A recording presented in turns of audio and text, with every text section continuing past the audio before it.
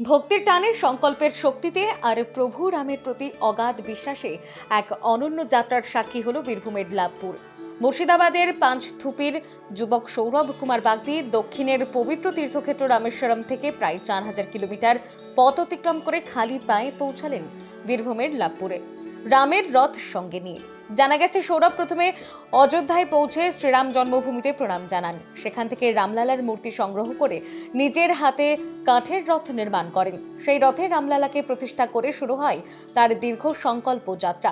150 দিনের এই পদযাত্রা শুধু পথ চলার নয়, এ এক আধ্যাত্মিক সাধনা, একাগ্রতার পরীক্ষা এবং অন্তরের আরাধ্য দেবতার প্রতি আত্মসমর্পণের প্রকাশ।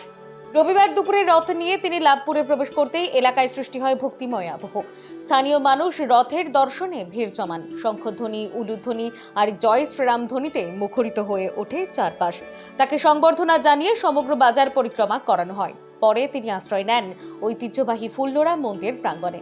সৌরভ বলেন, আমার সংকল্প রামেশ্বরম রাম সেতু থেকে অযোধ্যা পর্যন্ত পায়ে হেঁটে যাত্রা।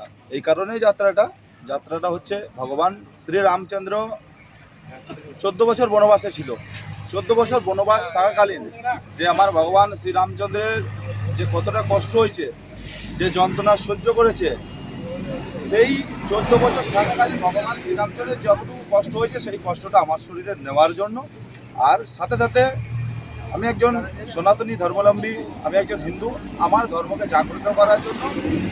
আর ওই জায়গা থেকে রামেশ্বরম রাম সেতু থেকে অযোধ্যা পর্যন্ত প্রথমে পায়ে হেঁটে আমি অযোধ্যা পর্যন্ত এসেছি। এখন বর্তমানে এই দেখো, এটা হচ্ছে রামলালা, সাথে এই যে রথ, এই রথটাকে নিয়ে অযোধ্যা থেকে এখন গ্রামে ফেরার পথে। আমার গ্রাম হচ্ছে ওয়েস্ট বেঙ্গল। স্থানীয় বাসিন্দাদের কথায়, খুবই ভালো লাগছে এবং সবথেকে ব্যাপার হচ্ছে উনি যে পায়ে হেঁটে আসছেন, আজকে প্রায় 4,000 কিলোমিটার অতিক্রম করতে চলেছে।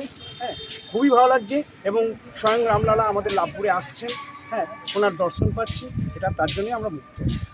লাভপুরবাসী হিসেবে কতটা গর্বিত বা কিভাবে তাকে সনাতন ধর্মে পদযাত্রার বিশেষ মাহাত্ম্য রয়েছে। বিশ্বাস করা হয় খালি পায়ে দীর্ঘ পথ অতিক্রম করা মানেই শরীর, মন, আত্মার শুদ্ধি।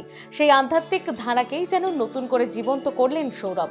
তার এই রামের রথ শুধু কাঠের গাড়ি নয়, এ যেন বিশ্বাস, ত্যাগ আর অবিচল আস্থার চলমান প্রতীক। ভক্তির এই যাত্রা শেষ হবে মুর্শিদাবাদের মাটিতে, কিন্তু পথের প্রতিটি পদক্ষেপ ইতিমধ্যেই অনুপ্রেরণা হয়ে ছড়িয়েছে বহু মানুষের মনে। বীরভূম লাভপুর থেকে অনুকূল গড়াইয়ের রিপোর্ট, বঙ্গলেখনী।